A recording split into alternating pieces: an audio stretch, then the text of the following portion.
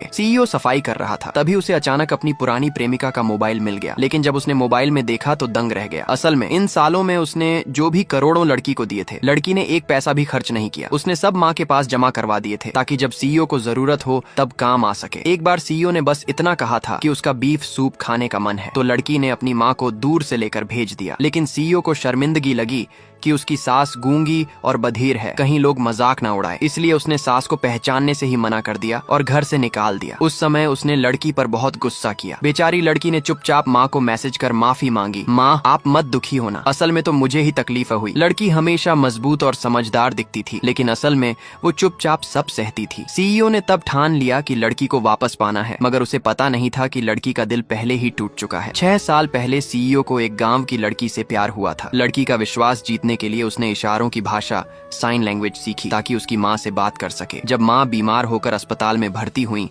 तो सीईओ 10 दिन तक वहीं रहकर उनकी देखभाल करता रहा। उसकी यही लगन और सच्चाई ने लड़की का दिल जीत लिया। लड़की ने मन ही मन सोचा था, सीईओ चाहे कितनी भी बार मुझे दुख दे, मैं उसे 10 बार माफ करूंगी। लेकिन उसके 26वें जन्मदिन पर आखिरी बार भी उसने मौका घमवा दिया। उस दिन लड़की ने उसके लिए संतरा छीला, लेकिन सीईओ कॉलेज की एक सुंदर लड़की को पार्टी में लेकर आया और वही संतरा उसे खिला दिया। लड़की शर्मिंदा होकर वॉशरूम चली गई। पीछे से सीईओ की बातें और भी चुभ गईं। अरे वो यूमियान तो कभी भी सीरियस नहीं होती, जब भी मैंने किसी और लड़की के साथ उसे देखा वो गुस्सा होकर चली जाती है, फिर बिना मनाए वापस लौट आती है। देखना इस बार भी ऐसा ही होगा। मगर ये आखिरी बार था। सीईओ ने वहीं सबके सामने कह दिया, सुनो सू यूमिन, हमारा रिश्ता अब खत्म। शीशी एक अच्छी लड़की है, मैं उसे अपना नाम देना चाहता हूँ, हम अब बस दोस्त रहेंगे। लड़की ने चुपचाप कहा ठीक है और चली गई। सीईओ के दोस्तों ने शर्त लगाई, कोई बोला 5 दिन में लड़की लौटेगी, कोई बोला 5 घंटे में, लेकिन सीईओ बोला सिर्फ 5 सेकंड में वो वापस आ जाएगी। सबने गिनती शुरू की, लेकिन लड़की तो पहले ही घर लौटने के लिए कार में बैठ चुकी थी। गिनती पूरी हुई मगर वो वापस नहीं आई। सबको अजीब लगा, लेकिन सीईओ हंसकर बोला कोई बात नहीं, इस बार थोड़ी अकड़ दिखा रही है पर लौट तो आएगी ही। किसी ने कहा अगर उसने वो 70 लाख का चेक ले लिया तो तब भी लौटेगी। सीईओ बोला नामुमकिन, अगर उसने वो पैसा लिया तो मतलब हमारी 6 साल की मोहब्बत खत्म। लेकिन सीईओ गलत था, लड़की इस बार सच में हमेशा के लिए चली गई। 6 साल की जवानी और अकेलापन उसने 70 लाख में बदल दिए। उसे कोई अफसोस नहीं था, अब न मोहब्बत का बोझ न धोखे का डर, अब बस आजादी और पैसा। अगली सुबह सीईओ ने पूछा, अरे खिचड़ी दलिया क्यों नहीं है? तुम्हें पता है शराब के बाद मुझे यही चाहिए। नौकर बोला वो तो सू मैडम ही बनाती थी, वो रोज सुबह 5 बजे उठकर दाने और अनाज से 5 घंटे तक धीमी आंच पर दलिया पकाती थी। असल में हर बार जब सीईओ शराब पीता, लड़की पूरी रात उठकर उसके लिए दलिया बनाती थी, लेकिन सीईओ हर बार गुस्से में उसे फेंक देता। अब किसी ने कहा वो तो कल रात ही चली गई और अपना सब सामान भी ले गई। सीईओ हंसकर बोला ये औरत तो हद कर रही है, इस बार चाहे वो घुटनों पर आकर भी माफी मांगे, मैं उसे कभी नहीं देखूंगा। तभी उसका दोस्त बोला जियांग भाई तुम तो कल शर्त हार गए, अब पूरी करनी होगी। क्या करनी?